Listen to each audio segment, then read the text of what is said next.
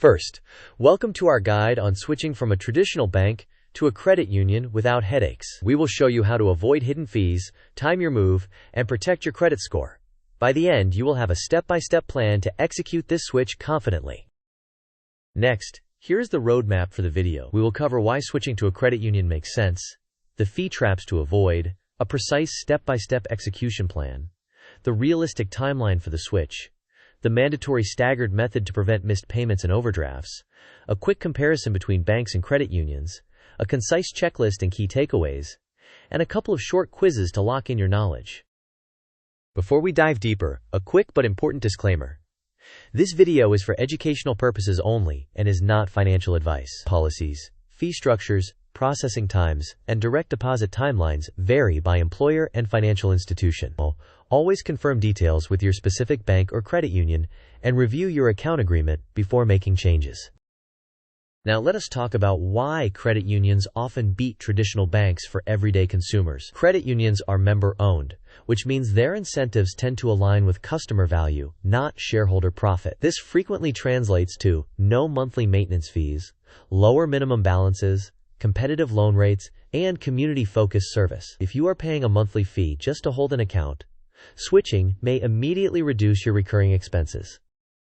Moving on, let us establish the fee landscape. Many traditional banks charge between $10 and $15 per month simply for holding a checking or savings account. Credit unions often waive these maintenance and minimum balance fees. One operational detail you must know, called immediate debt clearance, is that your first direct deposit into a new credit union account will automatically pay off any accrued maintenance fees, with the remainder becoming available afterward. Before you initiate your switch, call your current institution.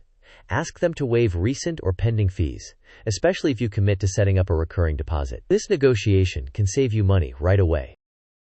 Next, the flowchart outlines the entire switch sequence. First, you audit your current account fees. Second, you call your bank to request fee waivers and mention that you will set up a recurring deposit.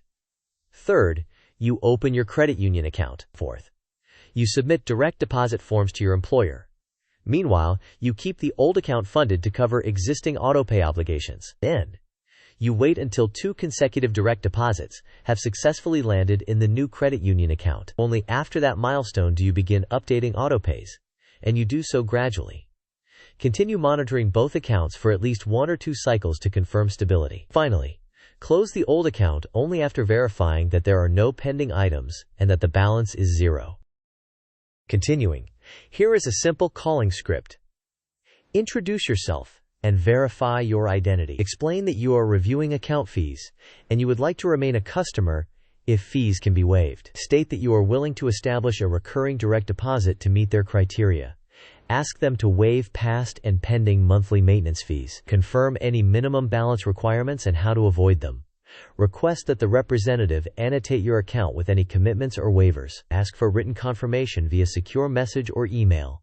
Before concluding the call, repeat the agreement back to the agent and verify the next steps. Now here is your actionable sequence. First, open your credit union account with the required identification and initial funding. Second, set up direct deposit with your employer or via the payroll portal. Third, maintain a cash cushion in your old bank account to cover the autopay bills that are still linked there.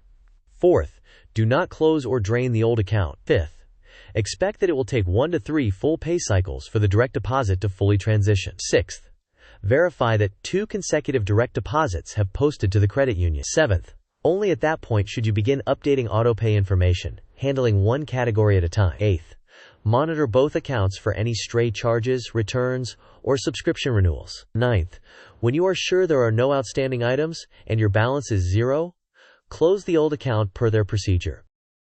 Next, let us emphasize the timeline. Direct deposit changes do not happen instantly. Plan for 1 to 3 full pay cycles before the switch is complete. During this lag, never close or empty your old account. Patience here prevents missed payments, overdrafts, and unnecessary fees. Use a calendar or reminder app to mark expected paydays and confirmation checks. Moving forward, here is a side-by-side comparison. Traditional banks commonly charge monthly maintenance fees and require higher minimum balances, reflecting a shareholder-focused model and a broad national footprint. Overdraft fees also tend to be higher. Credit unions often have no monthly maintenance fee, lower or no minimum balance requirements, and a member-owned structure that prioritizes service and education. While their footprint may be more regional or community-based, policies are often friendlier for everyday banking. To illustrate the difference, here is a simple fee table. Monthly maintenance at traditional banks often runs between $10 and $15, while many credit unions charge $0. Minimum balances at banks might be $500 to $1,500, compared to $0 to $100 at credit unions. Overdraft transfer fees may be $5 to $12 at banks versus $0 to $5 at credit unions. Out-of-network ATM fees commonly run $2.50 to $5 at banks and are often lower at credit unions. Early account closure fees at banks can be $25 to $50, compared to $0 to $25 at many credit unions. These numbers are illustrative and vary by institution. Furthermore, the staggered switch is non-negotiable. Maintain a cushion in your old account to cover autopay obligations during the transition. Wait until 2 consecutive deposits have successfully posted to the new credit union account before changing any payment details. Then, update autopays gradually, prioritizing essentials like mortgage, insurance, and utilities, followed by subscriptions. Use a checklist or spreadsheet to track each update and confirmation. Quiz time. The question is, when should you begin updating your autopay obligations to the new credit union account? The options are 1. Immediately after opening the credit union account. 2. After 1 direct deposit lands in the credit union. 3. After 2 consecutive direct deposits are confirmed in the credit union. 4. Only after closing the old account. You may pause the video now to think about the answer. We will discuss the answer in the next section of the video.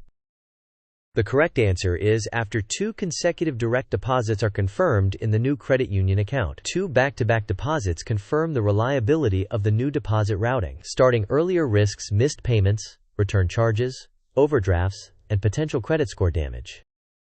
Continuing, let us lock in the sequence. Do not update any autopays until you have proven deposit reliability through 2 consecutive credits to the credit union account. Begin with essential bills, such as mortgage, insurance, and utilities. Then, handle subscriptions. Maintain an observation window of 1 to 2 cycles to capture any straggler charges. Only after you verify a 0 balance and no pending items should you close the old account. Next, here are common pitfalls. Closing the old account prematurely can cause missed payments. Draining the old account removes the safety cushion you need during the transitions. Ignoring the immediate debt clearance rule can surprise your available cash if fees are deducted first. Failing to track autopay changes can cause duplicate payments or service lapses.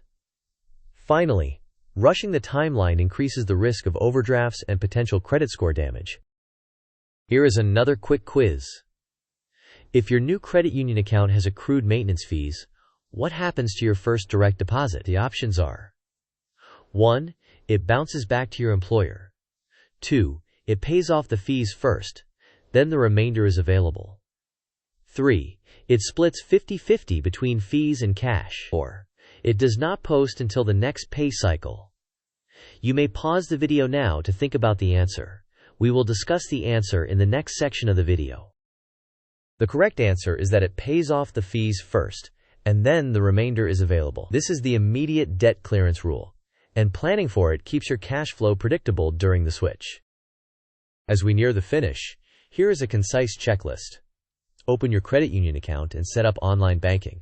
Submit the direct deposit change and note the expected pay cycle. Keep your old account funded with a cushion for autopays. Track 2 consecutive deposits landing in the credit union. Update autopays gradually and keep confirmation records. Monitor both accounts for 1 to 2 full cycles. Close the old account only when there are no pending items and the balance is 0. To summarize, begin by calling your bank to negotiate fee waivers, ideally tied to setting up a recurring deposit. Expect a 1 to 3 pay cycle delay, and be patient. And maintain a cushion and use a staggered switch to prevent overdrafts. Confirm 2 consecutive deposits into the credit union before updating autopays. Close the old account only when you have verified a 0 balance and no pending transactions. Finally, thank you for watching. If this guide helped you save money or avoid fees, please like the video, share it with a friend who needs it, and subscribe for more practical money strategies. In the comments, tell us which fees you escaped and how your switch went so others can learn from your experience.